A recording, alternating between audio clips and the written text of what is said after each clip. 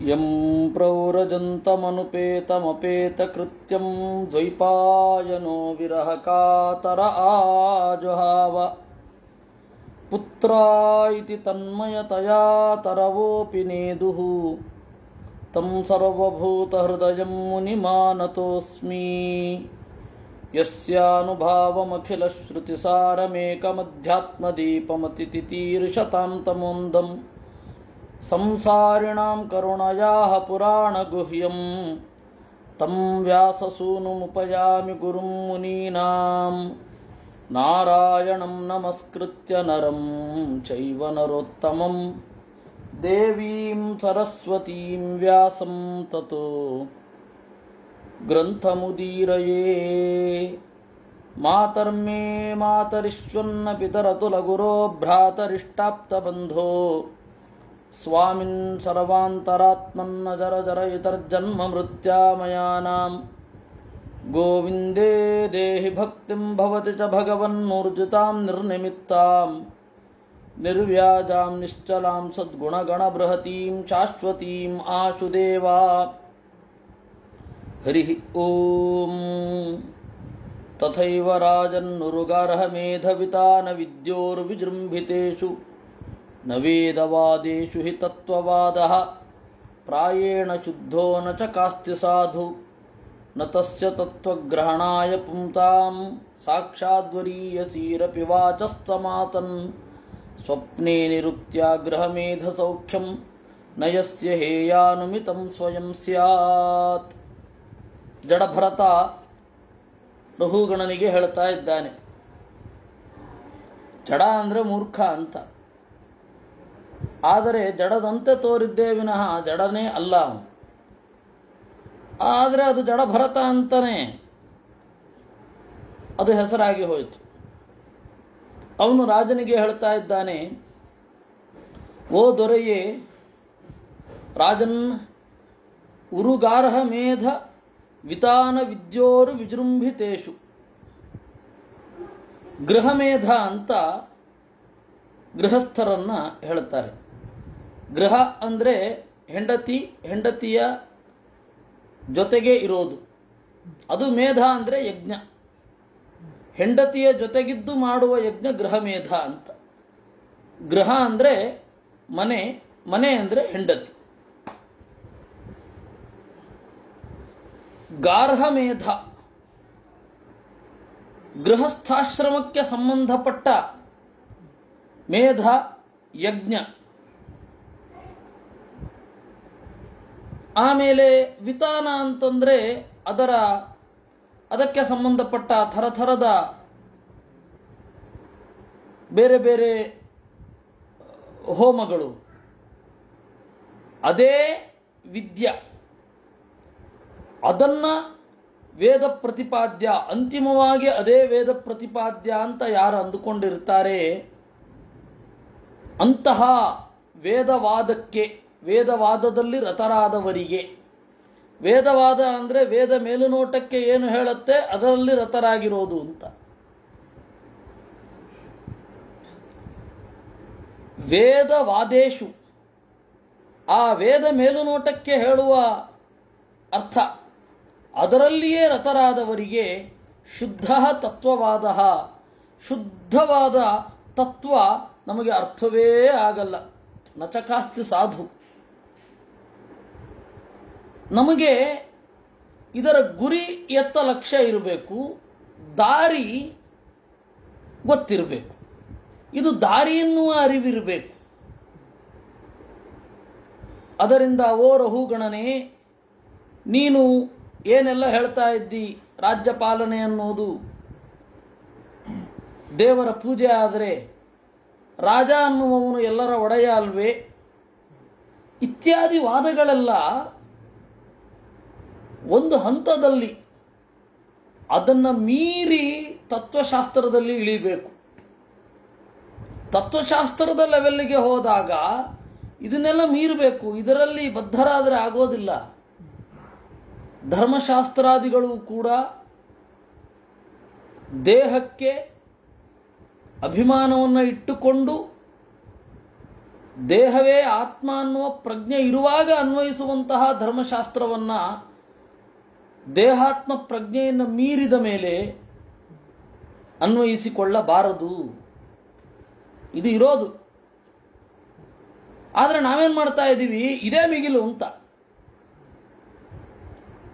ಧರ್ಮಶಾಸ್ತ್ರದ ಮಿತಿ ನಮಗೆ ಗೊತ್ತಾಗ್ತಾ ಇಲ್ಲ. ಅದರಿಂದಾಗಿ ನಾವೇನು ಮಾಡ್ತಾ ಇದ್ದೇವೆ, ವೇದ ಈ ರೀತಿ ಹೇಳಿದೆ, ಇದನ್ನು ಮಾಡಬೇಕು. ಏನು ಹೇಳಿದೆ? ಈ ಹೊರಗಡೆಯ ವ್ಯವಸ್ಥೆಯನ್ನು ಒಪ್ಪಿ ವೇದ ಮುಂದುವರೆದಿದೆ. ಆ ವೇದದ ಮುಂದುವರಿಯುವಿಕೆಯ ಒಂದು ಥಾಟೇ ನಮಗಿಲ್ಲ. ವೇದ ಯಾವ ರೀತಿ ಮುಂದೆ ಹೋಗ್ತಾ ಇದೆ ಅನ್ನೋದೇ ನಮಗೆ ಗೊತ್ತಿಲ್ಲ. ಇದು ನಮ್ಮ ಸಮಸ್ಯೆ. ನೀವು ಅವಧೂತರೊಡನೆ ಮಾತನಾಡುವಾಗ ತತ್ವವಾದದ ಆಳಕ್ಕೆ ಇಳಿಬೇಕಾದರೆ ಇದನ್ನೆಲ್ಲ ಕಟ್ಟಿಟ್ಬಿಡಬೇಕು.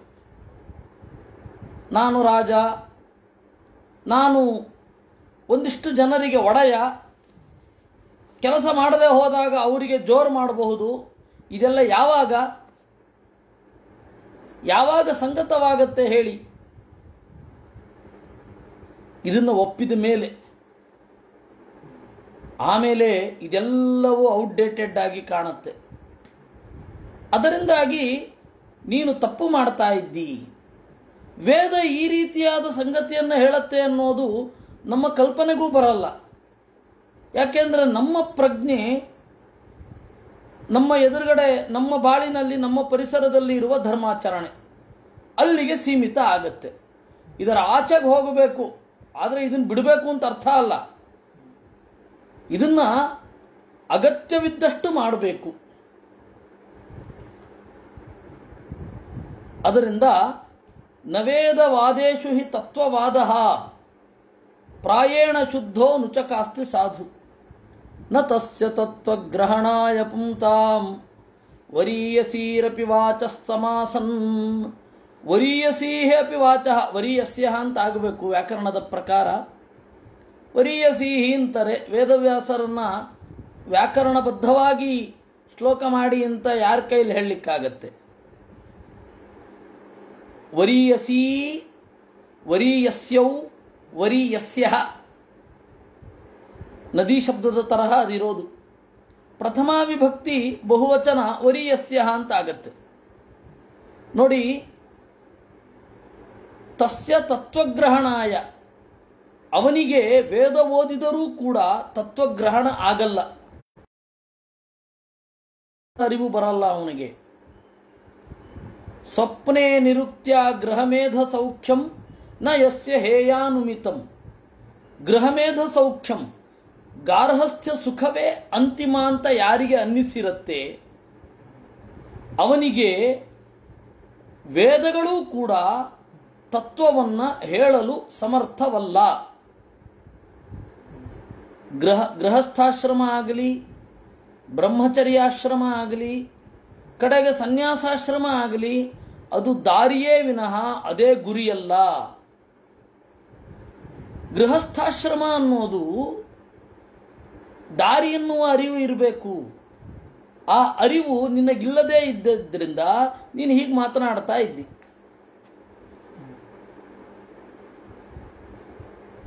ಅದಕ್ಕಾಗಿ ಏನು ಮಾಡ್ತಾ ಇದ್ದಿ? ನಾನು ಒಬ್ಬ ರಾಜ ಅಲ್ವೇ? ಇವಾಗ ಅವಧೂತ ಅಂತ ಗೊತ್ತಿರಲಿಲ್ಲ, ಅಲ್ಲಿಯ ತನಕ ಸರಿ ಹೋಯಿತು. ಅವಧೂತ ಅಂತ ಗೊತ್ತಿದ ಮೇಲೆ ಕ್ಷಮೆ ಕೇಳಿ ತಪ್ಪಾಯಿತು ಅಂತಂದಿದ್ರೆ ಮುಗಿದು ಹೋಗೋದು. ಇವನು ಹಾಗೆ ಮಾಡಲಿಲ್ಲ, ಅದ್ರ ಮೇಲೆ ಆಕ್ಷೇಪ ಮಾಡಲಿಕ್ಕೆ ಹೋದ. ಇಲ್ಲ, ಕರೆಕ್ಟ್ ಅಲ್ವಾ? ನಾನು ಹೇಳಿದ ಮಾತುಗಳಲ್ಲಿ ತಪ್ಪೇನಿದೆ? ಶಾಸ್ತ್ರವೇ ಹೇಳಿದೆ ಅಂತ ಅನ್ಲಿಕ್ಕೆ ಹೋದ. ನೆನ್ನೆ ನೀವು ಮಾತುಗಳನ್ನು ಗಮನಿಸಿದರೆ ಶಾಸ್ತ್ರ ಹೇಳಲಿಲ್ಲೇನು? ರಾಜ್ಯಪಾಲನೆ ಮಾಡೋದು ಕ್ಷತ್ರಿಯರ ಧರ್ಮ, ರಾಜ್ಯಪಾಲನೆನ ದೇವರ ಪೂಜೆ ಅಂತ ಮಾಡಬೇಕು ಅಂತ. ಅದಕ್ಕೆ ನಾನು ಸ್ವಾಮಿ, ನನ್ನ ಕೈ ಕೆಳಗಡೆ ಕೆಲವರು ಇದ್ದಾರೆ ಅಂತೆಲ್ಲ ಹೇಳಿದ್ದು. ಅದರಲ್ಲೇನು ತಪ್ಪು ಅನ್ಲಿಕ್ಕೆ ಹೋದ. ಅದನ್ನು ಬಿಟ್ಟುಬಿಡಬೇಕಿತ್ತು.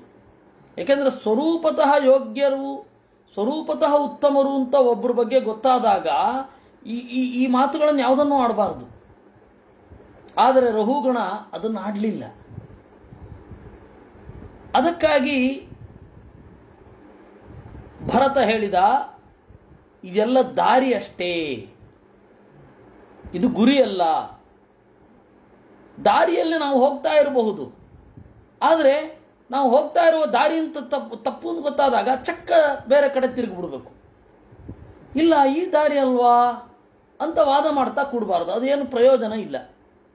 ಅದೇ ರೀತಿ ಇಲ್ಲಿ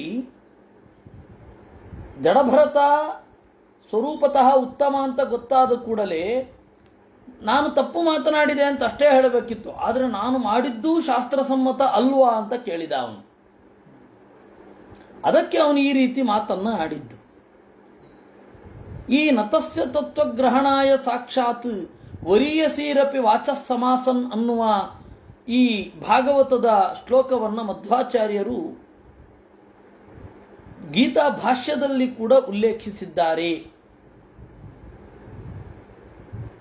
ದೇವರು ಯಾಕೆ ಎತ್ಕೊಳ್ತಾನೆ ದೇಹಾತ್ಮ ವಿವೇಕವನ್ನು ಹೇಳ್ತಾ ಇದ್ದಾನೆ ಅಂದರೆ ಅವರು ಈ ಮಾತನ್ನು ಹೇಳ್ತಾರೆ. ಈಗ ಆಚಾರ್ಯರ ಭಾಷ್ಯಕ್ಕೆ ಬರೋಣ, ಎರಡೂ ಶ್ಲೋಕಕ್ಕೆ ಸೇರಿದ ಹಾಗೆ. ನವೇದೇಶು ಅಲ್ಪಬುದ್ಧೀನಾಂ ಬ್ರಹ್ಮತತ್ವಂ ಪ್ರಕಾಶ್ಯತೆ, ಮಹಾಬುದ್ಧಿಸ್ತು ವೇದೇಶು ಪಶ್ಯೇದ್ ಬ್ರಹ್ಮೈವ ಕೇವಲಂ. ಅಲ್ಪಬುದ್ಧಿಯವರಿಗೆ ವೇದದಲ್ಲಿ ಬ್ರಹ್ಮತತ್ವ ಗೊತ್ತಾಗಲ್ಲ, ಮಹಾಬುದ್ಧಿಯವರಿಗೆ ಪರಬ್ರಹ್ಮತತ್ವ ಬಿಟ್ಟು ವೇದದಲ್ಲಿ ಬೇರೆ ಕಾಣೋದೇ ಇಲ್ಲ. ಆದ್ದರಿಂದ ಅಲ್ಪಬುದ್ಧಿಯವರಿಗೆ ದೇವರು ಯಾವ ರೀತಿ ಹೇಗೆ ಗುಣಗಳಿಂದ ಕೂಡಿದ್ದಾನೆ, ದೇವರನ್ನು ಯಾವ ಯಾವ ಗುಣಗಳಲ್ಲಿ ಅನುಸಂಧಾನ ಮಾಡಬೇಕು ಅಂತ ವೇದವನ್ನು ನೋಡಿ ಅವರು ಅಂದುಕೊಳ್ಳೋದಿಲ್ಲ. ಇದು ಸಮಸ್ಯೆ. ಅದರಿಂದ ನತಸ್ಯ ತತ್ವಗ್ರಹಣಾಯ ಸಾಕ್ಷಾತ್ ವರೀಯಸೀರಪಿ ವಾಚಃ ಸಮಾಸನ್. ಯಾರಿಗೆ ದೇಹಾತ್ಮ ಪ್ರಜ್ಞೆ ಇರುತ್ತೆ, ದೇಹ ಬೇರೆ ಆತ್ಮ ಬೇರೆ ಎನ್ನುವ ವಿವೇಕ ಇರುತ್ತೆ, ಅವರೇನು ಮಾಡ್ತಾರೆ, ನಮಗಿಂತ ಸ್ವರೂಪತಃ ಉತ್ತಮರು ಬಂದ ಕೂಡಲೇ ಅವ್ರ ಹತ್ರ ಏನು ಮಾತನಾಡಲಿಕ್ಕೆ ಹೋಗಲ್ಲ. ಕೂಡಲೇ ತಪ್ಪು ಅಂತ ಒಪ್ಪಿಕೊಳ್ತಾರೆ. ನೀವೇ ಏನು ಹೇಳ್ತಿರೋ ಹೇಳಿ ಅಂತ ತಮ್ಮನ್ನ ಒಪ್ಪಿಸಿಕೊಳ್ತಾರೆ. ಆತ್ಮ ನಿವೇದನೆ. ಹಾಗೆ ಮಾಡಲಿಲ್ಲ ಅವನು. ಅದಕ್ಕೆ ಭರತ ಈ ರೀತಿ ಹೇಳಿದ್ದು. ಇದನ್ನ ನಾವು ಅರ್ಥ ಮಾಡಿಕೊಳ್ಬೇಕು. ಯಾವನ್ಮನೋರಜಸಾ ಪೂರುಷಸ್ಯ ಸತ್ವೇನ ವಾ ತಮಸಾ ವಾನುರುದ್ಧಂ ಚೇತೋಭಿರಾಕೂತಿಭಿರಾತನೋತಿ ನಿರಂಕುಶಃ ಕುಶಲಂ ಚೇತರಂ ವಾ. ಪುರುಷಸ್ಯ ಪುರುಷನ ಮನಃ ಮನಸ್ಸು ಸತ್ವದಿಂದಲೋ ತಮಸ್ಸಿನಿಂದಲೋ ರಜಸ್ಸಿನಿಂದಲೋ ಅನುರುದ್ಧಂ ಪ್ರೇರಿತವಾಗಿ ಇರುತ್ತೆ. ಆವಾಗ ನಿರಂಕುಶಃ ಆ ಪುರುಷ ಶಾಸ್ತ್ರದ ಅಂಕುಶವೇ ಇಲ್ಲದ ಹಾಗೆ ಒಳ್ಳೆಯದನ್ನೋ ಕೆಟ್ಟದನ್ನೋ ಮಾಡ್ತಾ ಹೋಗ್ತಾನೆ. ಒಳ್ಳೆಯದು ಅಂತಂದರೆ ಅನಿಷ್ಟವಾದ ಒಳ್ಳೆಯದು, ಅನಿಷ್ಟ ಪುಣ್ಯ ಅಂತ ಹೇಳ್ತಾರೆ. ಆ ಥರದ್ದು ಒಳ್ಳೆಯದನ್ನು ಮಾಡ್ತಾ ಹೋಗ್ತಾನೆ. ಇದು ಇರೋವಂಥದ್ದು. ನಮಗೆ ಈ ಐಡಿಯಾ ಬೇಕು. ಸತ್ವಗುಣವೂ ಬಂಧಕ ಅಂತನ್ನುವ ಐಡಿಯಾ ಬೇಕು. ಸತ್ವಗುಣ ಅನ್ನೋದು ದಯೆಯಿಂದ ಕಟ್ಟಿ ಹಾಕತ್ತೆ. ಸತ್ವಗುಣ ಅನ್ನೋದು ಬೇರೆಯವರ ಮೇಲೆ ಕಾಳಜಿ ತೋರುವಾಗ ನಮ್ಮನ್ನು ಕಟ್ಟಿ ಹಾಕತ್ತೆ. ಸತ್ವಗುಣ ಅಂತನ್ನೋದು ಇವರೆಲ್ಲ ನನ್ನವರು, ಇವರಿಗೆ ಅನುಗ್ರಹ ಮಾಡಬೇಕು ಅನ್ನುವ ರೀತಿಯಲ್ಲಿ ಕಟ್ಟಿ ಹಾಕತ್ತೆ. ಅದೇ ನಾನು ಯಾವ ಲೆವೆಲ್ಗೆ ಅಂತ ಹೇಳ್ಬಿಟ್ಟಿದ್ದೀನಿ.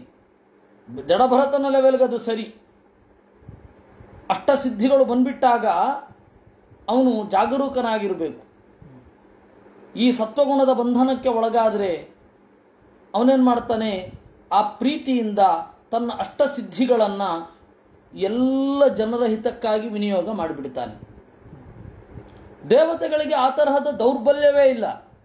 ಅಷ್ಟಸಿದ್ಧಿಗಳಿರುತ್ತೆ, ಆದರೆ ಅವ್ರಿಗೆ ಆ ರೀತಿ ದೌರ್ಬಲ್ಯ ಇಲ್ಲ. ದೇವರ ಸೇವೆ ಅಂತ ಹೇಳಿ ಅಷ್ಟಸಿದ್ಧಿಗಳನ್ನು ಬಳಸ್ತಾರೆ. ಇಷ್ಟು ವ್ಯತ್ಯಾಸ ಇದೆ. ಆ ಹಿನ್ನೆಲೆಯಲ್ಲಿ ಸತ್ವೇನ ಅಂತ ಹೇಳ್ತಾನೆ. ಸತ್ವದಿಂದ ಕೂಡಿದಾಗ ಮನಸ್ಸು ನಿರಂಕುಶವಾಗಿ ಒಳ್ಳೆಯದನ್ನೋ ಕೆಟ್ಟದನ್ನೋ ಮಾಡ್ತಾ ಹೋಗ್ತಾನೆ. ಕಟುವಾಗಿ ಕಠಿಣವಾಗಿ ಇರೋದಿಲ್ಲ. ಸವಾಸನಾತ್ಮ ವಿಚಯೋಪರಕ್ತ ಗುಣಪ್ರವಾಹೋ ವಿಕೃತ ಷೋಡಶಾತ್ಮ ಚಿತ್ರಂ ಪೃಥಂಗ್ ನಾಮಭೀರೂಪಭೇದಂ ಅಂತರ್ಬಹಿಷ್ಠ ಸ್ವಪುರೈಸ್ತನೋತಿ. ಸಹ ವಾಸನಾತ್ಮ, ಮನಸ್ಸು ಕೆಲಸ ಮಾಡೋದೇ ಸಂಸ್ಕಾರದಿಂದ. ವಾಸನ ಅಂದರೆ ಸಂಸ್ಕಾರ, ಇಂಪ್ರೆಷನ್ ಅಂತ ಹೇಳಬಹುದೋ ಏನೋ. ವಾಸನಾತ್ಮ ಅನೇಕ ವಾಸನೆಗಳಿಂದ ಕೂಡಿರುವ, ವಿಷಯೋಪರಕ್ತ ಸತ್ವಗುಣ ರಜೋಗುಣ ತಮೋಗುಣಗಳನ್ನು ಕೂಡಿಕೊಂಡ, ವಿಕೃತ ಬೇರೆ ಬೇರೆ ದೇಹಗಳಲ್ಲಿ ನಾನು ಅನ್ನುವ ವಿಕಾರವನ್ನು ಹೊಂದಿರುವ, ಷೋಡಶಾತ್ಮ 16 ಹೊಂದಿರುವ, 16 ಹೊಂದಿರುವ ಅಂತಂದರೆ ಪಂಚಜ್ಞಾನೇಂದ್ರಿಯ, ಪಂಚಕರ್ಮೇಂದ್ರಿಯ, ಪಂಚ ವಿಷಯಗಳು, ಇವುಗಳನ್ನು ಒಳಗೊಂಡ ಮನಸ್ಸು, ಅದು ಷೋಡಶಾತ್ಮ. ಷೋಡಶಾತ್ಮ 16 ಒಳಗೊಂಡು ಪೃಥಂಗ್ ನಾಮಭೀರೂಪಭೇದೈ, ಬೇರೆ ಬೇರೆ ನಾಮಭೇದಗಳಿಂದ ಬೇರೆ ಬೇರೆ ರೂಪಗಳನ್ನು ಧರಿಸಿ ಒಳಗಡೆ ಹೊರಗಡೆ ಇದ್ದು, ಹೊರಗಡೆ ಇರೋದು ಅಂತಂದರೆ ದೇಹಾಭಿಮಾನವನ್ನು ಹೊಂದಿರುತ್ತೆ, ಎಲ್ಲಿ ಮುಟ್ಟಿದ್ರೂ ಗೊತ್ತಾಗತ್ತೆ ನೋಡಿ. ಒಳಗಡೆಯಿಂದ ಇರೋದು ಅಂತಂದರೆ ಯೋಚನೆ ಮಾಡೋದು, ಆ ಪರಿಸರವನ್ನು ಹೀರಿಕೊಳ್ಳೋದು, ಇವುಗಳೆಲ್ಲ ಒಳಗಡೆಯಿಂದ ಇರುವಂಥದ್ದು. ಒಳಗಡೆ ಹೊರಗಡೆಯ ಅರಿವಿನಿಂದ ಕೂಡಿಕೊಂಡು ಸ್ವಪುರೈಹಿ, ತಾನು ಯಾವ ಯಾವ ದೇಹಕ್ಕೆ ಹೋಗುತ್ತೆ ಆ ಎಲ್ಲ ದೇಹಕ್ಕೆ ಅನುಗುಣವಾಗಿ ಇದ್ದುಕೊಂಡು ತನೋತಿ, ಕರ್ಮವನ್ನು ವಿಸ್ತರಿಸ್ತಾ ಹೋಗುತ್ತೆ. ತನು ವಿಸ್ತಾರೆ. ದುಃಖಂ ಸುಖಂ ವ್ಯತಿಮಿಶ್ರಂಚ ತೀವ್ರಂ ಕಾಲೋಪಪನ್ನಂ ಫಲಮಾವ್ಯನಕ್ತಿ ಆಲಿಂಗ್ಯ ಮಾಯಾ ರಚಿತಾಂತರಾತ್ಮ ಸ್ವದೇಹಿನಂ ಸಂಸ್ಕೃತಿ ಚಕ್ರಕೂಟಂ. ಬೇರೆಯವರಿಗೆ ದುಃಖಕರವಾದ ಸುಖಕರವಾದ ಸುಖ ದುಃಖಕರವಾದ ಕೆಲಸಗಳನ್ನು ಮಾಡ್ತಾ, ಸ್ವಯಂ ತಾನೂ ಕೂಡ ಆ ರೀತಿಯ ಫಲವನ್ನು ಉಣ್ಣುತ್ತಾ, ಆವ್ಯನಕ್ತಿ ವಾಸನೆ ಮೊದಲಾದವುಗಳಿಂದ ಅಭಿವ್ಯಕ್ತವಾಗ್ತದೆ. ಸ್ವದೇಹಿನಂ ಆಲಿಂಗ್ಯ, ಆತ್ಮನನ್ನ ದೇಹಪೂರ್ವಕವಾಗಿ ಅಪ್ಪಿಕೊಂಡು ಸಂಸ್ಕೃತಿ ಚಕ್ರಕೂಟಂ ತನೋತಿ, ಸಂಸಾರವೆಂಬ ಚಕ್ರದ ಒಳಗಡೆ ಸಿಗಿಸುತ್ತದೆ. ಇದು ಮನಸ್ಸಿನ ಕೆಲಸ. ಇಲ್ಲಿ ಸಹ ವಾಸನಾತ್ಮ, ಮಾಯಾ ರಚಿತಾಂತರಾತ್ಮ ಅಂತ 2 ಪದ ಇದೆ. ಪುಲ್ಲಿಂಗದಿಂದ ಯಾವುದನ್ನು ತೆಗೆದುಕೊಳ್ಳಬೇಕು? ಸಂಸ್ಕೃತದಲ್ಲಿ ಮನಸ್ಸನ್ನು ಪುಲ್ಲಿಂಗದಿಂದ ಹೇಳ್ತಾರೆ, ನಪುಂಸಕಲಿಂಗದಲ್ಲಿ ಹೇಳ್ತಾರೆ ಸಾಮಾನ್ಯವಾಗಿ. ಆದರೆ ವೇದವ್ಯಾಸರು ಇಲ್ಲಿ ಸಹ ಅಂತ ಪ್ರಯೋಗ ಮಾಡಿದ್ರು, ಪುಲ್ಲಿಂಗದಲ್ಲಿ ಹೇಳ್ತಾ ಇದ್ದಾರೆ. ಜೀವನ ಅಂತ ಸಂದೇಹ ಬರುತ್ತೆ ನಮಗೆ. ಅದಕ್ಕೆ ಮಧ್ವಾಚಾರ್ಯರು ಹೇಳಿದ್ರು, ಸಹ ಮಾಯಾರಚಿತ ಅಂತರಾತ್ಮ, ಪ್ರಕೃತಿಯಿಂದ ವಿನ್ಯಾಸವನ್ನು ಪಡೆದ ಮನಸ್ಸು. ಅಂತರಾತ್ಮ ಅಂದರೆ ಮನಸ್ಸು, ಅದರಿಂದಾಗಿ ಪುಲ್ಲಿಂಗದಲ್ಲಿದೆ. ಈ ಪುಲ್ಲಿಂಗವನ್ನು ನೋಡಿ ನೀವು ಜೀವಾತ್ಮ ಅಂತ ಆ ತರಹ ಎಲ್ಲ ಅಂದುಕೊಳ್ಬೇಡಿ. ಮನಃ ಅಂದರು. ಸಹ ಮಾಯಾರಚಿತ ಅಂತರಾತ್ಮ ಮನಃ, ಆ ಪುಲ್ಲಿಂಗಕ್ಕೆ ಅರ್ಥ ಹೇಳಿಬಿಟ್ರು. ಅದರಿಂದಾಗಿ ನಾವು ಇಷ್ಟೆಲ್ಲ ಅರ್ಥ ಮಾಡಲಿಕ್ಕೆ ಸಾಧ್ಯ ಆಯಿತು. ಏಕೆಂದರೆ ಆಚಾರ್ಯರು ಎಲ್ಲಿ ತಪ್ತಾರೆ ಅಂತ ಗೊತ್ತು. ಇಲ್ಲಿ ಪುಲ್ಲಿಂಗವನ್ನು ಸ್ವೀಕಾರ ಮಾಡಿ ಸಹ ಅಂದರೆ ಜೀವ ಅಂತನೋ ಪರಮಾತ್ಮ ಅಂತನೋ ಏನೋ ಅರ್ಥ ಮಾಡ್ಕೊಂಡ್ಬಿಡ್ತಾರೆ ಇವರು.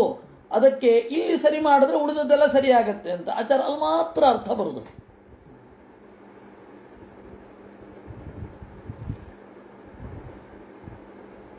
ತಾವಾನಯಂ ವ್ಯವಹಾರ ಸದಾ ವೈ ಕ್ಷೇತ್ರಜ್ಞ ಸಾಕ್ಷ್ಯೋ ಭವತಿ ಸ್ಥೂಲ ಸೂಕ್ಷ್ಮ ತಸ್ಮಾನ್ ಮನೋಲಿಂಗ ಮದೋ ವದಂತಿ ಗುಣಾಗುಣಸ್ಯಾಸ್ಯ ಪರಾವರಸ್ಯ.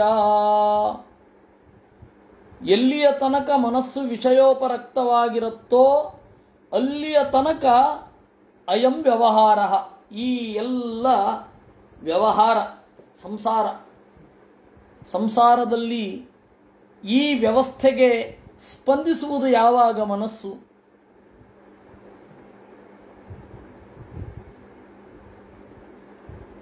ಇಲ್ಲಿಯ ತನಕ ಮನಸ್ಸು ಆಕ್ಟಿವ್ ಆಗಿದ್ದರ ತನಕ. ತಾವಾನ್ ಸ್ಥೂಲ ಸೂಕ್ಷ್ಮ ಭವತಿ. ಸ್ಥೂಲ ಅಂತಂದರೆ ಜಾಗೃತ್ ಕಾಲವಾದ ಮನಸ್ಸು, ಸೂಕ್ಷ್ಮ ಅಂದರೆ ಕನಸಿನಲ್ಲಿರತಕ್ಕಂತಹ ಮನಸ್ಸು. ಅಲ್ಲಿಯ ತನಕ ಈ ವ್ಯವಹಾರ ಎಲ್ಲ ಕ್ಷೇತ್ರಜ್ಞತಾಕ್ಷೋರ್ಭವತಿ ಸ್ಥೂಲ ಸೂಕ್ಷ್ಮ. ಕ್ಷೇತ್ರಜ್ಞ ಅಂತ ಹೇಳಿದ್ರೆ ನಾರಾಯಣ. ಕ್ಷೇತ್ರಂ ಜಾನಾತಿ ಕ್ಷೇತ್ರಜ್ಞ. ಕ್ಷೇತ್ರ ಅಂದರೆ ದೇಹ, ಕ್ಷೇತ್ರಜ್ಞ ಅಂದರೆ ದೇಹವನ್ನು ತಿಳಿದವ. ಜೀವ ಖಂಡಿತ ಅಲ್ಲ. ಯಾಕೆಂದರೆ ಕೃಷ್ಣ ನಾನೇ ಕ್ಷೇತ್ರಜ್ಞ ಸರ್ವಕ್ಷೇತ್ರೇಷು ಭಾರತ, ಎಲ್ಲ ಕ್ಷೇತ್ರಗಳಲ್ಲಿ ನಾನೇ ಕ್ಷೇತ್ರಜ್ಞ ಅಂತ. ಅಂದರೆ ಜೀವರ ಒಳಗಡೆ ಇದ್ದು ಎಲ್ಲ ಕ್ಷೇತ್ರಗಳನ್ನು ತಿಳಿದವ. ಅದರಿಂದ ಕ್ಷೇತ್ರಜ್ಞ ಅಂದರೆ ನಾರಾಯಣ. ಸಾಕ್ಷಿ ಅಂದರೆ ಮುಖ್ಯ ಪ್ರಾಣ. ಯಾಕೆಂದರೆ ಎಲ್ಲವನ್ನ ಸಾಕ್ಷಾತ್ ಈಕ್ಷತೆ, ನೇರವಾಗಿ ಎಲ್ಲವನ್ನ ಕಾಣುತ್ತಾನೆ. ಕ್ಷೇತ್ರವಿತ್ತು ಹರಿಪ್ರಾಣ ಸಾಕ್ಷಿ ತಾಭ್ಯಾಂ ಪುಮಾನ್ ಸರೇತ್. ಅವರಿಬ್ಬರು ಮನಸ್ಸಿನ ಮೂಲಕ ಅಲ್ಲಿಯ ತನಕ, ಈ ಮನಸ್ಸಿನ ಮೂಲಕ ಎಲ್ಲ ಸಂಸಾರದ ಕಟ್ಟುಪಾಡುಗಳಿಗೆ ಸ್ಪಂದಿಸುವಂತೆ ಮುಂದುವರಿತಾರೆ. ತಸ್ಮಾನ್ ಮನೋಲಿಂಗ ಮದೋ ವದಂತಿ ಗುಣಾಗುಣಸ್ಯಾಸ್ಯ ಪರಾವರಸ್ಯ. ಈ ಮನಸ್ಸೇ ಲಿಂಗ, ಮನಸ್ಸನ್ನೇ ಲಿಂಗ ಅಂತ. ಲಿಂಗ ಅಂದರೆ 2-3 ಅರ್ಥ ಇದೆ. ಮನಸ್ಸು ಇದ್ರೆ, ಆಕ್ಟಿವ್ ಆಗಿದ್ರೆ ಸಂಸಾರದಲ್ಲಿದ್ದಾನೆ ಅಂತ ಅರ್ಥ. ಮನಸ್ಸು ಆಕ್ಟಿವ್ ಆಗಿಲ್ಲದೆ ಮನಸ್ಸು ಇದ್ರೆ ಇನ್ನೇನು ಮುಕ್ತನಾಗ್ತಾನೆ ಅಂತ. ಮನಸ್ಸೇ ಇಲ್ಲದೆ ಹೋದರೆ ಮುಕ್ತ ಅಂತ. ಈ ಎಲ್ಲ ರೀತಿಯಾದ ವ್ಯವಹಾರಗಳಿಗೆ ಮನಸ್ಸು ಅನ್ನೋದು ಜ್ಞಾಪಕ.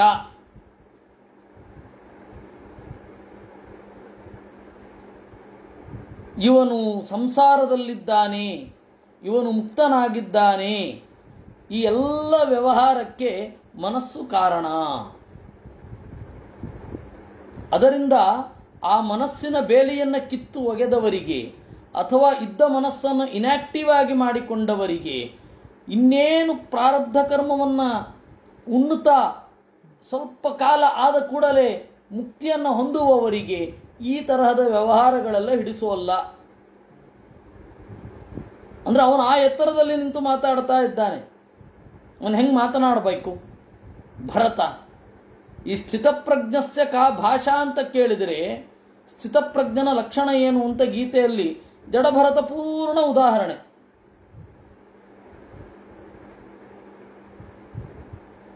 ಅದರಿಂದ ಮನಸ್ಸಿನ ಬಂಧನ ಯಾವ ರೀತಿ ಇದೆ, ಇದನ್ನು ಕ್ರಮೇಣ ಕಡಿಮೆ ಮಾಡಿಕೊಳ್ಳೋದು ಹೇಗೆ?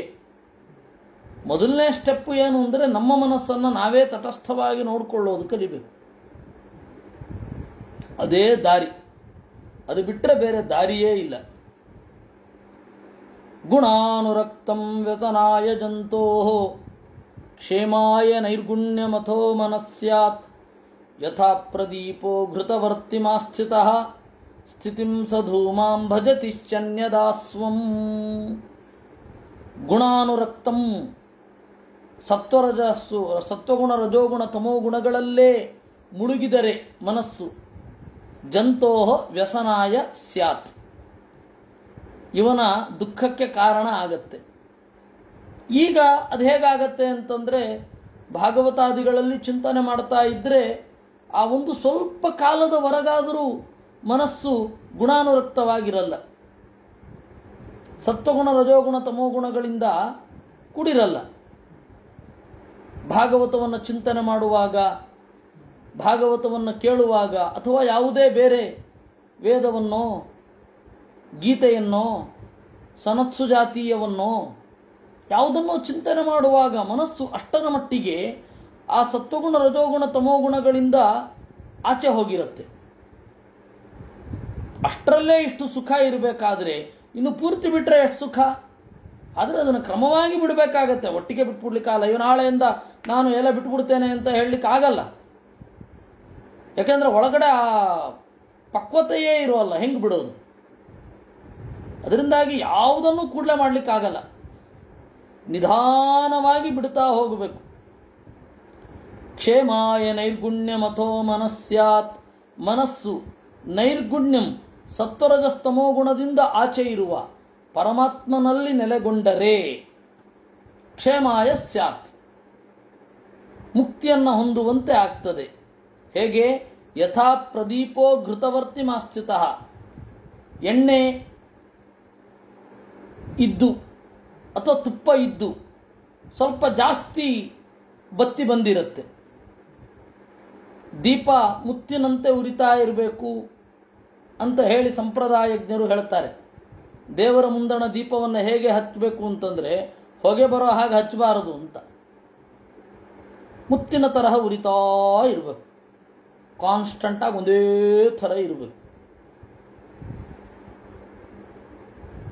ಯಥಾ ಪ್ರದೀಪೋ ಘೃತವರ್ತಿ ಮಾಸ್ಥಿತ, ನೋಡಿ ತುಪ್ಪ ಕಡಿಮೆ ಆಗಿರುತ್ತೆ, ಬತ್ತಿ ಜಾಸ್ತಿ ಆಗಿರುತ್ತೆ, ಆವಾಗ ಹೊಗೆ ಬರಲಿಕ್ಕೆ ಶುರು ಆಗುತ್ತೆ. ಬರಬೇಕಾದ ಬತ್ತಿಯ ಪ್ರಮಾಣಕ್ಕಿಂತ ಸ್ವಲ್ಪ ಜಾಸ್ತಿ ಬಂದರೆ, ಇದು ಭಾಗವತದ್ದೇ ಉದಾಹರಣೆ. ಯಥಾ ಪ್ರದೀಪ ಘೃತವರ್ತಿ, ವರ್ತಿ ಅಂದರೆ ಬತ್ತಿ, ಆ ವರ್ತಿಯೇ ಬತ್ತಿ ಆಗಿರೋದು. ಆಸ್ಥಿತ ಸ್ಥಿತಿಂ ಸಧೂಮಾಂ ಭಜತಿ, ಹೊಗೆಯಿಂದ ಕೂಡಿರುತ್ತೆ. ಆ ರೀತಿ ಮನಸ್ಸು ತುಪ್ಪದ ಹೆಚ್ಚಾದ ಬತ್ತಿಯಂತೆ ಇರುವ ವಿಷಯ ಪದಾರ್ಥಗಳಲ್ಲಿ ತೊಡಗಿದಾಗ ಹೊಗೆ ಬರುವ ಹಾಗೆ ಸತ್ವರಜಸ್ತಮೋ ಗುಣಗಳ ಕಾರ್ಯ ವಿಪರೀತವಾಗಿ ತೋರುತ್ತೆ. ಪದಂ ತಥಾ ಗುಣಕರ್ಮಾನುಬದ್ಧಂ, ಅದರಂತೆ ಗುಣಕರ್ಮ ಅನುಬದ್ಧಂ, ಸತ್ವರಜಸ್ತಮೋ ಗುಣ ಅದರಿಂದ ಕೂಡಿದ ಕರ್ಮ, ಅದಕ್ಕೆ ಬದ್ಧವಾದ ಆ ವಿಷಯಕ್ಕೆ ಬದ್ಧವಾದ ಮನಸ್ಸು ಏನಿದೆ, ಸಧೂಮಾಂ ಇವ, ಆ ಸತ್ವಗುಣ ರಜೋಗುಣ ತಮೋಗುಣಗಳೆಂಬ ಹೊಗೆಯೊಂದಿಗೆ ಕೂಡುತ್ತೆ. ಅದರ ಸೈಡ್ ಎಫೆಕ್ಟ್ಸ್ ಎಲ್ಲ ಮನಸ್ಸಿನ ಮೇಲೆ ಆಗುತ್ತೆ. ಬಹಿಃ ಶ್ರಯತೆ, ಅದರ ಆಚೆ ಇದ್ರೆ ತತ್ವಂ ಶ್ರಯತೆ, ತತ್ವವನ್ನು ಹೊಂದತ್ತೆ. ಇದು ಮನಸ್ಸು ತಟಸ್ಥವಾಗಿ ಹೇಗೆ ಇಟ್ಕೊಳ್ಳೋದು ಅಂತಂದರೆ ಹೀಗೆ, ಮನಸ್ಸನ್ನು ತಟಸ್ಥವಾಗಿ ನೋಡೋದು ನಾವು ಅಭ್ಯಾಸ ಮಾಡ್ಕೊಳ್ಬೇಕು. ನನಗೆ ಈಗ ಸಿಟ್ಟು ಬರ್ತಾ ಇದೆ ಅನ್ನೋದು ಗೊತ್ತಾಗಿರ್ಬೇಕು. ಸಾಮಾನ್ಯವಾಗಿ ನಮ್ಗೆ ಸಿಟ್ಟು ಬಂದಾಗ ಸಿಟ್ಟು ಬಂದಿದೆ ಅಂತ ನಮಗೆ ಗೊತ್ತಿರಲ್ಲ.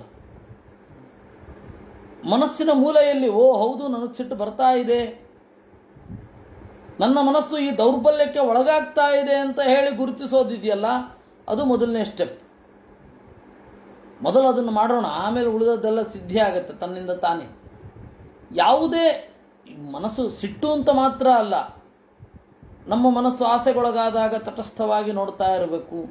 ನಮ್ಮ ಮನಸ್ಸು ಯಾರದೋ ಮೇಲೆ ಸ್ಪರ್ಧೆಗೊಳಗಾಗತ್ತೆ, ಆವಾಗ ಇಲ್ಲ ನಾನು ಸ್ಪರ್ಧೆಗೆ ಒಳಗಾಗಿದ್ದೇನೆ ಅಂತ ಹೇಳಿ ತಟಸ್ಥವಾಗಿ ನಮ್ಮನ್ನು ನಾವೇ ಯೋಚನೆ ಮಾಡ್ಕೊಳ್ಳೋದು ಕಲಿಬೇಕು. ಅದು ಪ್ರಾಕ್ಟೀಸ್ ಮಾಡಬೇಕಷ್ಟೆ, ಅದಕ್ಕೆ ಥಿಯರಿ ಉಪಯೋಗ ಇಲ್ಲ, ನಾವು ಪ್ರಾಕ್ಟೀಸ್ ಮಾಡಬೇಕು. ಇದನ್ನು ಹೇಳಿದಾಗ ಅವನು ಗೊತ್ತಾಯ್ತು ಅವನಿಗೆ, ಅನ್ಯತ್ರ ತತ್ವಂ ಶ್ರಯತೆ, ತತ್ವವನ್ನು ಆಶ್ರಯಿಸುತ್ತೆ. ಏಕಾದಶಾಸನ್ಮನಸೋಸ್ಯ ವೃತ್ತೀಃ ಆಕೂತಯಃ ಪಂಚಧಿಯೋಭಿಮಾನಾಃ ಮಾತ್ರಾಣಿ ಕರ್ಮಾಣಿ ಪುರಂಚ ತಾತಾಂ ವದಂತಿ ಹೈಕಾದಶ ವೀರಭೂಮಿಂ ಗಂಧಾಕೃತಿ ಸ್ಪರ್ಶ ರಸಶ್ರವಾಂಸಿ ವಿಸರ್ಗಗತ್ಯತ್ಯಭಿಜಲ್ಪಶಿಲ್ಪಾಃ ಏಕಾದಶಂ ಸ್ವೀಕರಣಂ ಮಮೇತಿ ಮಾಯಾವಹಂ ದ್ವಾದಶಮೇಕಮಾಹುಃ. ಅಸ್ಯ ಮನಸಃ ಈ ಮನಸ್ಸಿಗೆ ಏಕಾದಶ ವೃತ್ತೀಹಿ 11 ವೃತ್ತಿಗಳಿವೆ. ಪಂಚ ಆಕೂತಯ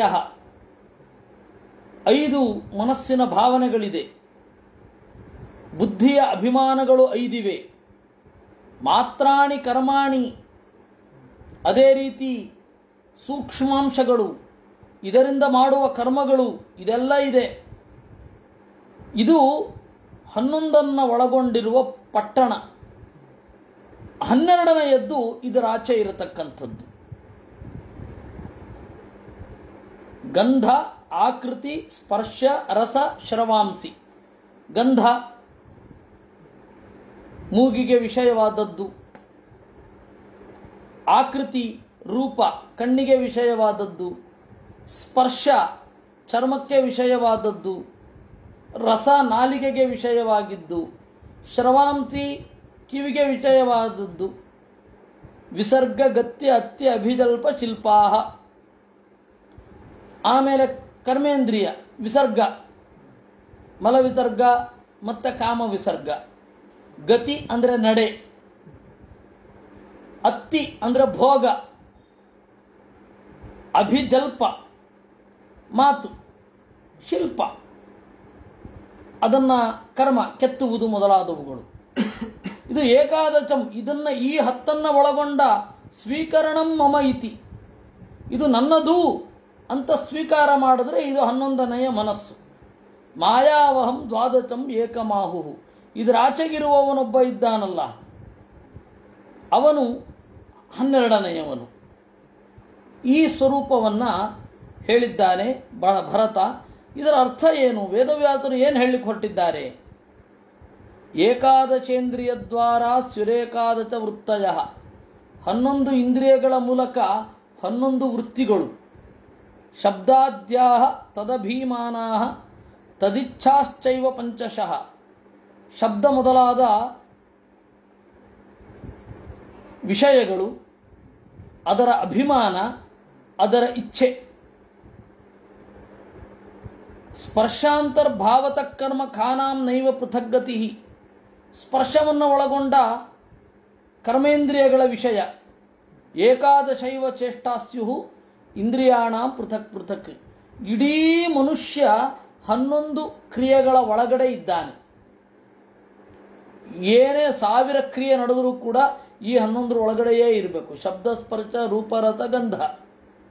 ಆಮೇಲೆ ಪಂಚಕರ್ಮೇಂದ್ರಿಯಗಳ ವಿಷಯ, ವಿಸರ್ಗ ಗತ್ಯ ಅತ್ಯ ಅಭಿಜಲ್ಪ ಶಿಲ್ಪ,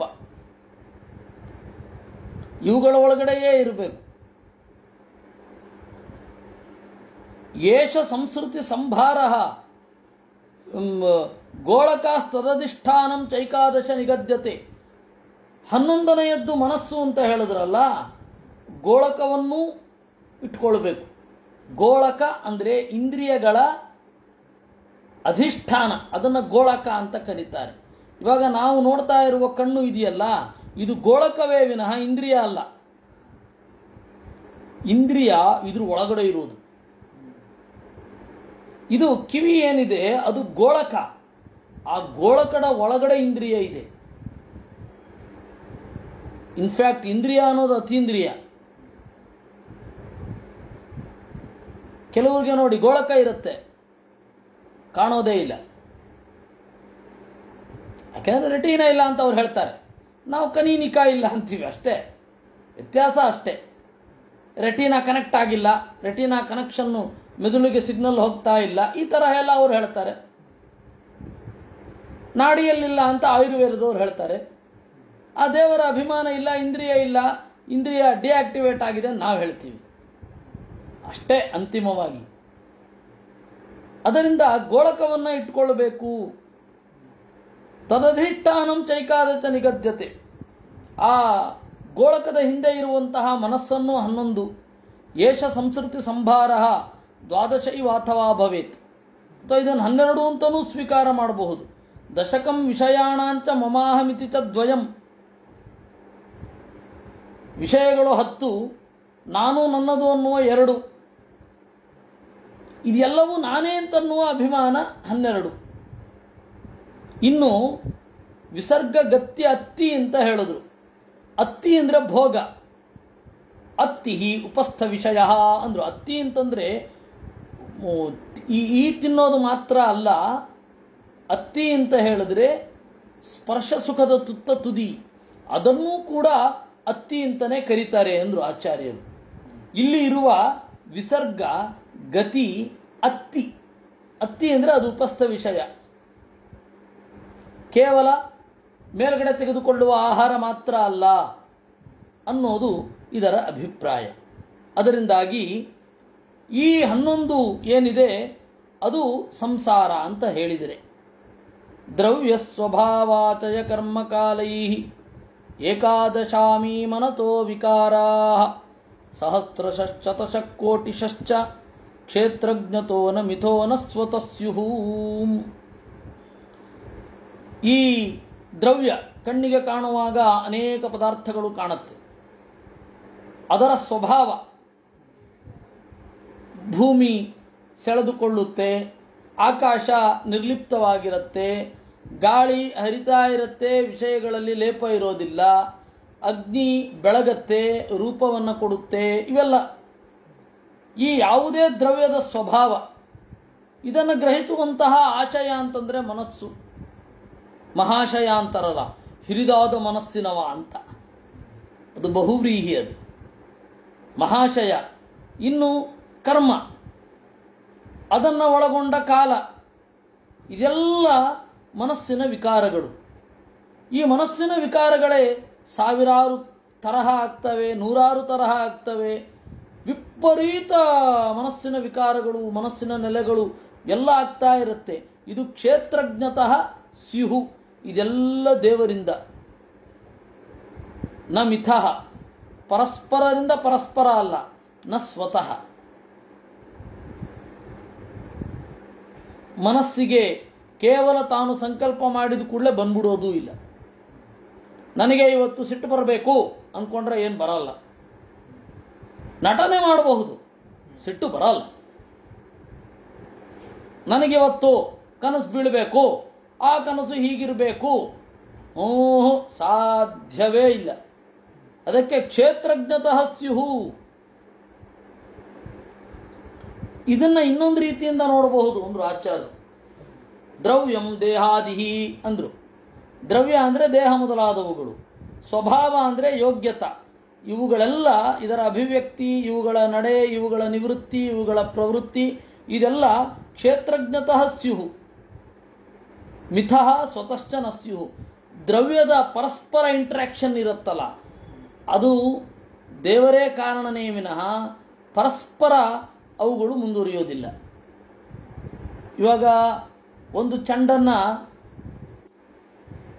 ವಿಕೆಟ್ಗೆ ಎಸೆದೆ, ವಿಕೆಟ್ ಬಿತ್ತು, ಚೆಂಡಿನಿಂದ ಆ ಕಟ್ಟಿ ಬಿತ್ತು, ಆ ಕಟ್ಟಿಯಿಂದ ಇನ್ನೊಂದೇನೋ ಪರಿಣಾಮ ಆಯಿತು.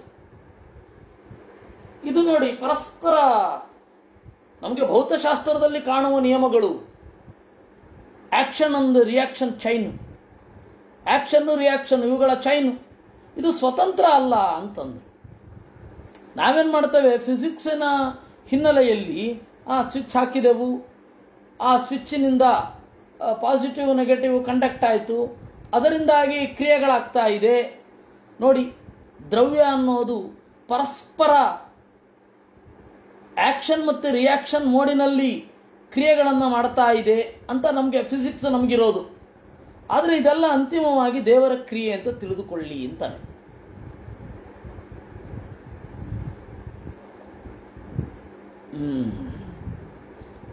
ಇವತ್ತು ಬೆಳಗ್ಗೆ ತಾನೇ ತರ್ಕಶಾಸ್ತ್ರದ ಪಾಠ ಆಯಿತು. ಅವರು ಆ ಪಾಠ ಕೇಳಿದವರು ಫಿಸಿಕ್ಸ್ ಅನ್ನು ಓದಿದವರು. ನಮ್ಮ ಪ್ರಾಚೀನ ಭಾರತದ ಫಿಸಿಕ್ಸ್, ತರ್ಕಶಾಸ್ತ್ರ ಅಂದರೆ ಬೇರೇನೂ ಅಲ್ಲ, ಪ್ರಾಚೀನ ಭಾರತದ ಫಿಸಿಕ್ಸ್, ಅಲ್ಲಿರುವ ಪ್ರಕ್ರಿಯೆ ಅವ್ರಿಗೆ ಇಷ್ಟ ಆಗ್ತಾ ಇಲ್ಲ. ಕಾರಣ ಏನು ಅಂತಂದರೆ, ಪ್ರಾಚೀನ ಭಾರತದ ತರ್ಕಶಾಸ್ತ್ರ ದಟ್ ವಾಸ್ ಪ್ರಿಮಿಟಿವ್, ಅದು ಬಹಳ ಮುಂದುವರೆದಿರಲಿಲ್ಲ. ಆಮೇಲೆ ಈ ದೇಶದ ಮೇಲೆ ಬೌದ್ಧರ ಆಕ್ರಮಣ ಆಯಿತು, ಈ ದೇಶದ ಮೇಲೆ ಚಾರ್ವಾಕರ, ಬೌದ್ಧರ, ಜೈನರ ಆಕ್ರಮಣ ಆದಾಗ ಬೌದ್ಧಿಕವಾಗಿ ಅದನ್ನು ಎದುರಿಸೋದರಲ್ಲೇ ತಾರ್ಕಿಕರ ಮತ್ತು ಮೀಮಾಂಸಕರ ಕಾಲ ಸಂದು ಹೋಯಿತು. ಆಮೇಲೆ ಮುಸಲ್ಮಾನ ದೊರೆಗಳ ದಾಳಿ ಆಯಿತು. ಆವಾಗ ಇದು ಮುಸಲ್ಮಾನರು ಯಾವತ್ತೂ ವಿದ್ಯೆಗೆ ಪ್ರೋತ್ಸಾಹ ಕೊಡೋದು ಅಪ್ರಾಣ ಇಲ್ಲ. ಅದರ ಬೆಳವಣಿಗೆ, ಅದರ ಇವ್ರನ್ನ ಗುರುತಿಸೋದು ಅವೆಲ್ಲ ಇಲ್ಲ. ಅದರಿಂದಾಗಿ ಆ ಶಾಸ್ತ್ರ ಅಲ್ಲಿಗೆ ನಿಂತು ಹೋಯಿತು. ಆಮೇಲೆ ಫಿಸಿಕ್ಸಿನಲ್ಲಿ ಪಾಶ್ಚಾತ್ಯರು ಕ್ರಮೇಣ ಅನೇಕ ಅಡೆತಡೆಗಳನ್ನು, ಅವರಲ್ಲಿಯೂ ಕೂಡ ಬೈಬಲ್ಗೆ ವಿರುದ್ಧವಾಗಿ ಹೇಳಿದ್ರು ಅಂತ ಹೇಳಿ ಸುಟ್ಟವರಿದ್ದಾರೆ. ಗೆಲಿಲಿ ಆ ಥರದವರೆಲ್ಲ ತಮ್ಮ ಸಿದ್ಧಾಂತವನ್ನು ಸ್ಥಾಪನೆ ಮಾಡಲಿ ಬಹಳ ಕಷ್ಟಪಡಬೇಕಾಯಿತು. ನಿಕೋಲಾಸ್ ಕೊಪರ್ನಿಕಸ್ಸು ಪಾದ್ರಿಯಾಗಿದ್ದು ಚರ್ಚಿಗೆ ವಿರುದ್ಧವಾಗಿ ಅವನು ಚಿಂತನೆ ಮಾಡ್ತಾ ಕೆಳಗಡೆ ಇಳಿದು ಬಂದು ಪೌರೋಹಿತ್ಯ ಮಾಡಿಸ್ಬೇಕಾದ್ರೆ, ಅವ್ರದ್ದು ಪೌರೋಹಿತ್ಯ ಮಾಡಿಸ್ಬೇಕಾದ್ರೆ ಅದರ ಪ್ರಕಾರ ಚಿಂತನೆ ಮಾಡಿ ಮತ್ತೆ ಮೇಲ್ಗಡೆ ಹೊಟ್ಟೋಗ್ತಾ ಇದ್ದ.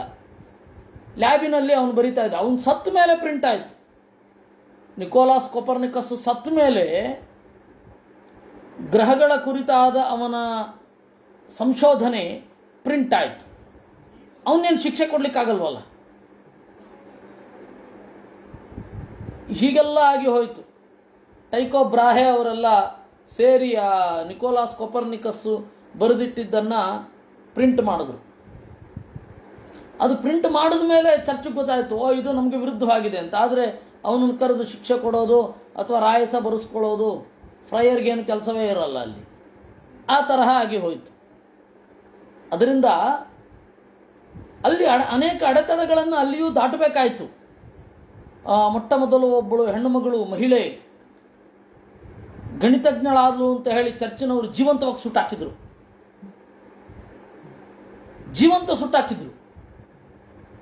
ಅವಳ ಹೆಸರು ನನಗೆ ನೆನಪು ಬರ್ತಾ ಇಲ್ಲ. ಈ ಥರದ್ದೆಲ್ಲ ಸಮಸ್ಯೆಗಳೆಲ್ಲ ಆಗಿವೆ. ಆದರೆ ಬೆಳೀತು. ಅಲ್ಲಿ ಈ ತರಹದ್ದೆಲ್ಲ ಸಮಸ್ಯೆಗಳಿರಲಿಲ್ಲ.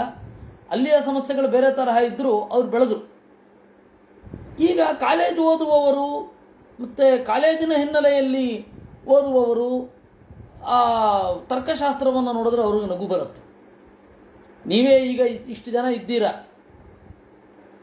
ನೀವೆಲ್ಲ ಪ್ರಾಚೀನ ಭಾರತದ ತಾರ್ಕಿಕರ ವಿಚಾರ ಸರಣಿಯನ್ನು ಕೇಳಿದ್ರೆ ಬಿದ್ದು ಬಿದ್ದು ನಗ್ತೀರ. ಹಾಗಿದೆ ಅವರ ವಿಚಾರಧಾರೆಗಳು, ಅಷ್ಟು ಬಾಲಿಶವಾಗಿ ಇದೆ. ಆವಾಗ ಇದು ಬಂತು. ಈ ತರ್ಕಶಾಸ್ತ್ರ ಇತ್ಯಾದಿಗಳೆಲ್ಲ ನಿಮಗೆ ನಗು ಬರುತ್ತೆ. ಓದದೆ ಕೇವಲ ವೇದಾಂತವನ್ನು ಓದಿದ್ರೆ ಬಹಳ ಒಳ್ಳೆಯದು ಅಂತ ಅವರಿಗೆ ಹೇಳಬೇಕಾಯಿತು. ಹಾಗೆ ಕೇಳಿದವರಿಗೆ, ಅವರು ಮೆಕ್ಯಾನಿಕಲ್ ಇಂಜಿನಿಯರು, ಸಬ್ಮರೀನ್ ಇಂಜಿನಿಯರ್ ಆಗಿದ್ದವರು ಒಂದು ಕಾಲದಲ್ಲಿ. ಒಂದು ತರ್ಕಶಾಸ್ತ್ರ ಅನಿವಾರ್ಯ ಪಾಠ ಕೇಳ್ತಾ ಇದ್ದರು. ಅದು ಏನು ಪ್ರಯೋಜನ ಇಲ್ಲ ಹೇಳಿದ್ದಾಯ್ತು ಅವರಿಗೆ. ಅದರಿಂದ ನಾವೆಲ್ಲ ಏನಂದುಕೊಳ್ತೇವೆ, ಈ ಅಲ್ಲಿ ಒಂದು ತಾರ್ಕಿಕರದ್ದೊಂದು ವಿಭಾಗದ ವಿಭಾಗ, ಸಂಯೋಗಜ ವಿಭಾಗ ಅಂತೆಲ್ಲ ವಿಭಾಗ ಮಾಡ್ತಾರವರು. ವಿಭಾಗದಿಂದ ಉಂಟಾಗುವಂತಹ ವಿಭಾಗ ಅದೆಲ್ಲ ತೀರಾ ಬಾಲಿಶ ಅಂತ ಈಗಿನ ಭೌತಶಾಸ್ತ್ರ ಫಿಸಿಕ್ಸ್ ನಿರೂಪಣೆ ಮಾಡುತ್ತೆ. ಆದರೆ ಅಂತಿಮವಾಗಿ ನಾವು ತಿಳಿಯಬೇಕಾಗಿರೋದೇನು ಅಂತ ಹೇಳಿದರೆ, ದ್ರವ್ಯ ಸ್ವಭಾವ ಆಚಯ ಕರ್ಮ ಕಾಲೈ ಏಕಾದಚಾಮಿ ಮನತೋ ವಿಕಾರಾಹ. ಈ ದ್ರವ್ಯ ಅಂದರೆ ದೇಹ, ಸ್ವಭಾವ ಅಂತಂದರೆ ಯೋಗ್ಯತೆ, ಆಶಯ ಅಂತಂದರೆ ಮನಸ್ಸಿನ ಭಾವನೆಗಳು. ಇವುಗಳೆಲ್ಲ ಮನಸ್ಸಿನ ವಿಕಾರ. ಇದೇ ಸಾವಿರಾರು ರೀತಿಯಲ್ಲಿ, ನೂರಾರು ರೀತಿಯಲ್ಲಿ ಬದಲಾಗ್ತಾ ಹೋಗುತ್ತೆ. ಇದು ಪರಸ್ಪರವಾಗಿ ಇನ್ಫ್ಲೂಯೆನ್ಸ್ಡ್ ಆಗಲ್ಲ. ಇದಕ್ಕೆ ಹಿಂದೆ ದೇವರೇ ಕಾರಣ ಅಂತ ತಿಳ್ಕೊಳ್ಳಬೇಕು. ಅದು ಮನಸ್ಸಿನ ಪರಿಧಿಯನ್ನು ಮೀರಿದ ಹಾಗೆ ಅಂತ ಹೇಳ್ತಾನೆ. ಆಚಾರ್ಯರು ಇಷ್ಟೇ ಬರೆದರು, ಮಿಥಃ ಸ್ವತಶ್ಚ ನಸ್ಯುಹು ಅಂತ. ಕ್ಷೇತ್ರಜ್ಞಯೇತಾ ಮನಸೋ ವಿಭೂತಿ ಜೀವಸ್ಯ ಮಾಯಾ ರಚಿತಾ ಅನಿತ್ಯಾ ಆವಿರಹಿತ ಕ್ವಾಪಿ ತಿರೋಹಿತಾಶ್ಚ ಶುದ್ಧೋ ವಿಚಷ್ಟೇಹ ವಿಶುದ್ಧ ಕರ್ತು. ಮೆಟಾಫಿಸಿಕ್ಸ್. ಕ್ಷೇತ್ರಜ್ಞ ಏತಾಹ, ಸರಿ ದೇವರು ನಮ್ಮ ಮನಸ್ಸಿನ ಒಳಗಡೆ ಹೇಗೆ ನೋಡ್ತಾನೆ ಅಂತ. ಈ ಮನಸ್ಸಿನ ಯೋಚನೆಗಳು ಮೂಡಿ ಮೂಡಿ ಮರೆಯಾಗುವುದನ್ನ, ಮರೆಯಾಗಿ ಇನ್ನೆಲ್ಲೋ ಬೀಜ ಒಡೆಯುವುದನ್ನ, ಮೂಡಿ ಕೂಡಲೇ ಬೃಹದಾಕಾರವಾಗಿ ಬೆಳೆಯುವುದನ್ನ ದೇವರು ತಟಸ್ಥವಾಗಿ ನೋಡ್ತಾ ಇರ್ತಾನೆ ಅಂದರು. ಅದೊಂದು ಅದ್ಭುತ ಅಲ್ವಾ? ಪ್ರತಿಯೊಬ್ಬರ ಮನಸ್ಸಿನಲ್ಲಿ ಆಗುವಂತಹ ಈ ಹೊಳಹು, ಬೆಳವಣಿಗೆ, ಕವಿಯುವಿಕೆ, ಇದನ್ನೆಲ್ಲ ದೇವರು ತಟಸ್ಥವಾಗಿ ನೋಡ್ತಾ ಇರ್ತಾನೆ. ಕೆಲವೊಂದನ್ನು ಪ್ರಚೋದನೆ ಮಾಡಿ, ಕೆಲವೊಂದನ್ನು ಹಿರಿದಾಗಿಸಿ, ಕೆಲವೊಂದಕ್ಕೆ ಕೂಡಲೇ ರಿಯಾಕ್ಟ್ ಮಾಡುವ ಹಾಗೆ ಮಾಡಿ, ಕೆಲವೊಂದನ್ನು ಸುಪ್ತವಾಗಿಸಿ, ಮತ್ತಿನ್ಯಾವಾಗಲೂ ರಿಯಾಕ್ಟ್ ಮಾಡುವ ಹಾಗೆ ಎಲ್ಲವನ್ನ ಮಾಡ್ತಾ ಮನಸ್ಸಿನ ಕ್ರಿಯೆಗಳನ್ನು ದೇವರು ತಟಸ್ಥವಾಗಿ ನೋಡ್ತಾ ಇರ್ತಾನೆ ಅಂತ ಚಿಂತಿಸು. ನೋಡಿ, ಕ್ಷೇತ್ರಜ್ಞ, ಈ ದೇಹದ ಎಲ್ಲವನ್ನೂ ಬಲ್ಲ ದೇವರು, ಜೀವಸ್ಯ, ಜೀವನ, ಮಾಯಾರಚಿತಾ, ಸತ್ವರಜಸ್ತಮೋಗುಣಗಳಿಂದ ಮತ್ತು ತನ್ನ ಇಚ್ಛೆಯಿಂದ ರಚಿತಾ, ನಿರ್ಮಿತವಾದ, ಅನಿತ್ಯಾ, ಅನಿತ್ಯಗಳಾದ, ಮನತೋ ವಿಭೂತಿ, ಮನಸ್ಸಿನ ಬೆಳವಣಿಗೆ, ಹಾಸು ಹೊಕ್ಕುಗಳನ್ನು, ಆವಿರಹಿತಾ, ಅವು ಹುಟ್ಟುವುದು, ತಿರೋಹಿತಾ, ಕಣ್ಮರೆಯಾಗುವುದು, ಇವುಗಳನ್ನೆಲ್ಲ ಶುದ್ಧ, ತಟಸ್ಥನಾಗಿ ಅವುಗಳ ಕೊಳಕಿಗೆ ಒಳಗಾಗದೆ ವಿಚಷ್ಟೇ ನೋಡ್ತಾ ಇರ್ತಾನೆ. ನಮ್ಮಲ್ಲಿ ಬರುವ ಸಿಟ್ಟು, ನಮ್ಮಲ್ಲಿ ಮೂಡುವ ಪ್ರೀತಿ, ನಮ್ಮಲ್ಲಿ ಮೂಡುವ ಅನುರಾಗ, ಇದನ್ನೆಲ್ಲವನ್ನು ಅದಕ್ಕೆ ಒಳಗಾಗದೆ ನೋಡ್ತಾ ಇರ್ತಾನೆ. ನಾವು ಕನಸು ಕಂಡಾಗ ಏನೆಲ್ಲ ಒಳಗಡೆ ಹೊಳಹು ಇರುತ್ತೆ, ನಾವು ಎಚ್ಚರಗೊಂಡಾಗ ಒಂದು ವಸ್ತುವನ್ನು ನೋಡಿದಾಗ ನಮ್ಮಲ್ಲಿ ಮೂಡುವ ಭಾವನೆಗಳೇನು, ಇದನ್ನೆಲ್ಲವನ್ನ ದೇವರು ನೋಡ್ತಾ ಇರ್ತಾನೆ ಎನ್ನುವ ಅರಿವಿರಲಿ. ಹಾಗೆ ಚಿಂತನೆ ಮಾಡ್ತಾ ಮಾಡ್ತಾ ಮಾಡ್ತಾ ನಮ್ಮನ್ನು ನಾವು ನೋಡಿಕೊಳ್ಳುವಂತಹ ಶಕ್ತಿ ಬಂದ್ಬಿಡುತ್ತೆ. ಕ್ಷೇತ್ರಜ್ಞ ಆತ್ಮ ಪುರುಷ ಪುರಾಣ ಸಾಕ್ಷಾತ್ ಸ್ವಯಂ ಜ್ಯೋತಿರಜಪರೇತಃ ನಾರಾಯಣೋ ಭಗವಾನ್ ವಾಸುದೇವ ಸ್ವಮಾಯಯಾತ್ಮನ್ ವ್ಯವಧೀಯಮಾನಃ.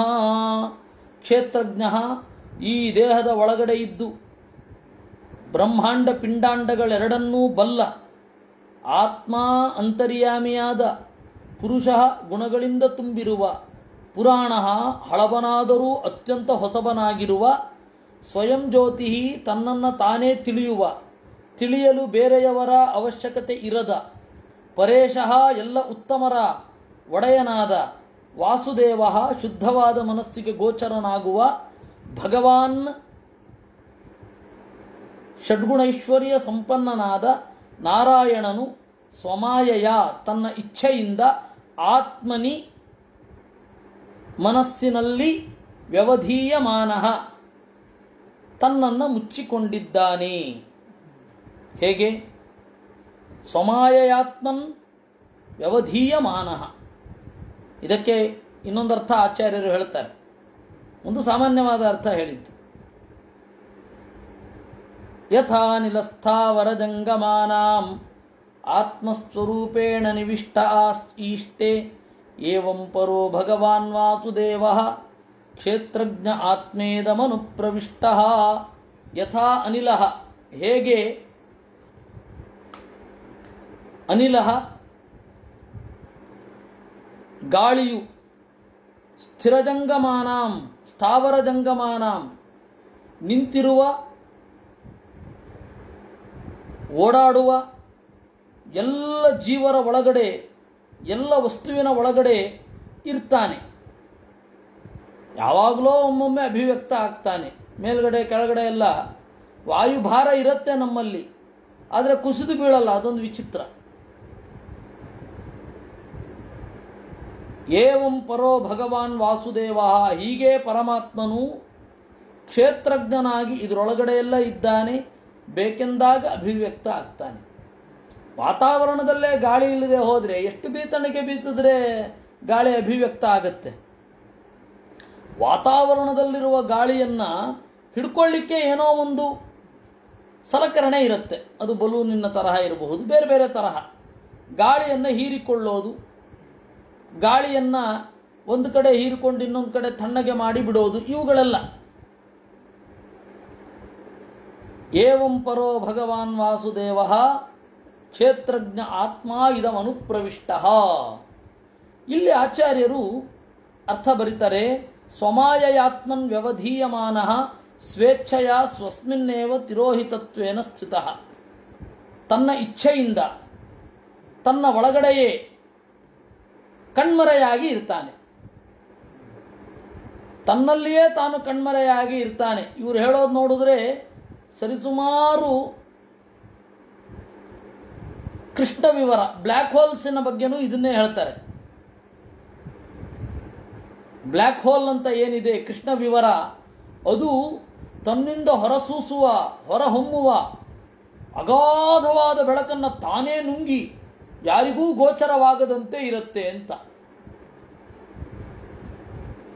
ಆ ಕೃಷ್ಣ ವಿವರದ ತರಹದ ಸಾಮರ್ಥ್ಯ, ಕಲ್ಪನೆ ದೇವರಲ್ಲಿ ಇದ್ದದ್ದನ್ನು ಪ್ರಾಚೀನರು ಈಗಾಗಲೇ ಹೇಳಿದ್ದಾರೆ.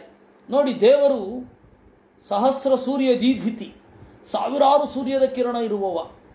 ಆದರೆ ತನ್ನಿಂದ ಹೊರಸೂಸುವ ಕಿರಣವನ್ನು ತಾನೇ ಉಪಸಂಹರಿಸಿಕೊಂಡು ಇವರಿಗೆ ತೋರದಂತೆ ಇರಬೇಕು ಅಂತ ಅವನಿಗೆ ಇಚ್ಛೆ ಬಂದ್ಬಿಟ್ರೆ ಯಾವತ್ತೂ ತೋರೋದೇ ಇಲ್ಲ.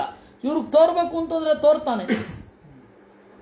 ತಣ್ಣಗಿನ ಬೆಂಕಿಯಾಗಿ ತೋರುವ ಸಾಮರ್ಥ್ಯ ಇರುತ್ತೆ ಅವನಿಗೆ, ತಣ್ಣಗಿನ ಬೆಂಕಿ.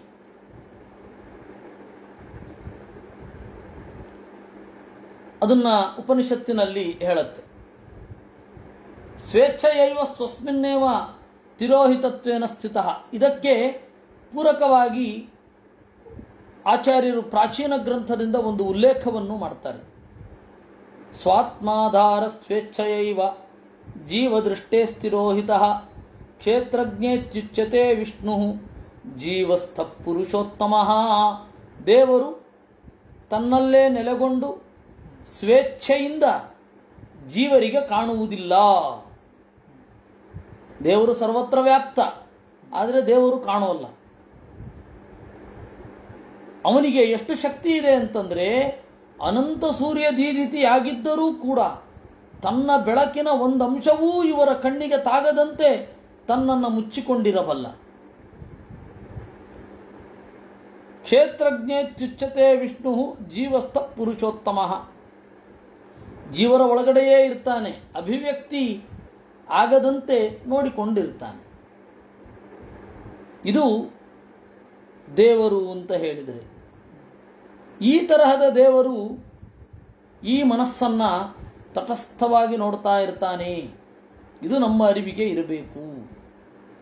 ನಯಾವದೇತಾಂ ತನುಭೃನ್ನರೇಂದ್ರ ವಿಧೂಯ ಮಾಯಾಂ ವಯುನೋದಯೇನ ವಿಮುಕ್ತ ಸಂಗೋಜಿತ ಷಟ್ಸಪತ್ನಃ ವೇದಾರ್ಥ ತತ್ವಂ ಭ್ರಮತೀಹ ತಾವತ್. ನ ಯಾವದೇತಾಂ ತನುಭೃತ್, ತನುಭೃತ್ ದೇಹವನ್ನು ಹೊತ್ತವ, ಯಾವತ್ ಎಲ್ಲಿಯ ತನಕ, ವಯುನೋದಯೇನ ಜ್ಞಾನೋದಯದಿಂದ ಕೂಡಿಕೊಂಡು, ಮಾಯಾಂ ವಿಧೂಯ ಪ್ರಕೃತಿಯನ್ನು ತೊಡೆದು, ಮುಕ್ತ ಸಂಗನಾಗಿ, ಜಿತಷಟ್ ಸಪತ್ನಃ ಕಾಮಕ್ರೋಧಾದಿಗಳನ್ನು ಅಂಕೆಯಲ್ಲಿ ಇಟ್ಟುಕೊಂಡಿರ್ತಾನೋ, ವೇದಾರ್ಥ ತತ್ವವನ್ನು ಅಲ್ಲಿಯ ತನಕ ತಿಳಿಯದೆ ಭ್ರಮತಿ ಒದ್ದಾಡ್ತಾ ಇರ್ತಾನೆ. ಯಾವಾಗ ಜ್ಞಾನೋದಯ ಆಗತ್ತೆ, ಮನಸ್ಸಿನಿಂದ ಸಂಘ ದೂರ ಆಗತ್ತೆ. ಮನಸ್ಸಿನಿಂದ ಸಂಘ ದೂರ ಆದಾಗ ಇವನು ದೇವರನ್ನು ಕಾಣ್ತಾನೆ, ವೇದದ ಅರ್ಥವನ್ನು ಮಾಡಿಕೊಳ್ತಾನೆ. ಇದು ಆಗಬೇಕಾಗಿರೋದು ಅಂತ ಭರತ ಹೇಳ್ತಾನೆ. ಇಲ್ಲಿಗೆ 15 ಶ್ಲೋಕಗಳಾಗಿದೆ. ಇನ್ನು ಮುಂದಿನ ಶ್ಲೋಕಗಳನ್ನು ನಾಳೆ ನೋಡೋಣ. ಇದು ಆಗಲಿಕ್ಕೆ ಇನ್ನೊಂದು 2-3 ಶ್ಲೋಕ ಇದೆ. ಅಲ್ಲಿಗೆ ಈ ಅಧ್ಯಾಯ ಮುಗಿಯುತ್ತೆ, 11ನೇ ಅಧ್ಯಾಯ. ಮತ್ತೆ ರಹುಗಣ ಪ್ರಶ್ನೆ ಮಾಡ್ತಾನೆ, ಅದಕ್ಕೆ ಬ್ರಾಹ್ಮಣನ ಉತ್ತರ. ಇನ್ನೂ 2-3 ಸಂಸಾರ ಅಟವಿ ನಿರೂಪಣ, ಅದು ಗದ್ಯ ಪದ್ಯಗಳಲ್ಲಿ 2ರಲ್ಲಿಯೂ ಇದೆ, ಅದನ್ನೆಲ್ಲ ನೋಡೋಣ ಅಂತ ಹೇಳ್ತಾ ಇದನ್ನು ಉಪಸಂಹಾರ ಮಾಡೋಣ. ಕೃಷ್ಣಾರ್ಪಣಮಸ್ತು. ಅನೇನ ಭಾವಿಯತ್ ಪುಣ್ಯಂ ತದಾಪ್ನೋತು ಪಿತಾಮಹ.